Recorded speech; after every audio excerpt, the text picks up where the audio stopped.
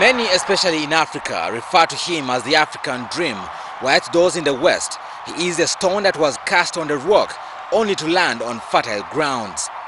Regardless of how he is described, Barack Obama has already made history as the first black president of the world's strongest nation, America.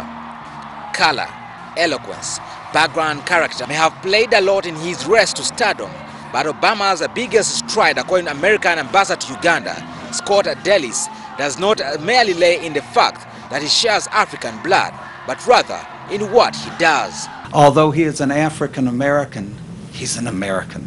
He's the President of the United States, but I know there is this affinity here in Africa for President Obama, and I think that's a wonderful thing.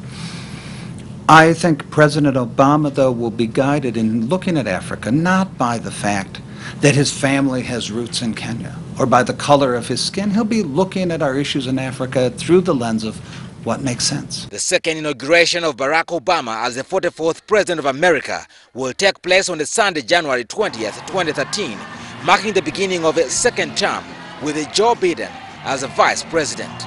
Mandated by the Constitution, all American presidents begin their new term on January 20th at noon. But because January 20th falls on a Sunday this year, two ceremonies, one private and one public, will be held in the U.S. It's not so much a private celebration, but the President is sworn in privately by the Chief Justice, and it's to get the oath administered, we move forward, but then that public event, that's that opportunity again, as I said, to share that day more broadly with all of our citizens, and for them to be part of it and for them to witness it. But once that election is over, the inauguration is that moment to now bring us all back together and say, so we've made our choice. The private ceremony is scheduled for Sunday, January 20th, and the public ceremony for Monday, January 21st, the exact date on which the American people celebrate the day of Martin Luther King, Jr. You know the important role that Martin Luther King played in our nation's history as we struggled to address issues of equality, making us one nation. And for this to fall on, the inauguration to fall on that day, with an African-American president being sworn in on a Martin Luther King Bible, it's just, again, it's one of these reaffirmations, and it's a reminder both to our own citizens, but to the world as well, as to who we are as a nation. Upon his second inauguration, however, Barack Obama has a Pandora box full of America's problems. He faces the difficult task of tackling $1 trillion annual deficits, reducing $16 trillion national debt, overhauling expensive social programs, dealing with a gridlocked U.S. Congress that kept the same partisan makeup, plus reigniting a strong economic growth and recovery agenda from the worst recession that hit America last year since the Great Depression of 1930s. But I think we all recognize there are some real challenges ahead for the President, and he would be the first to say that addressing the economic agenda is incredibly important for us.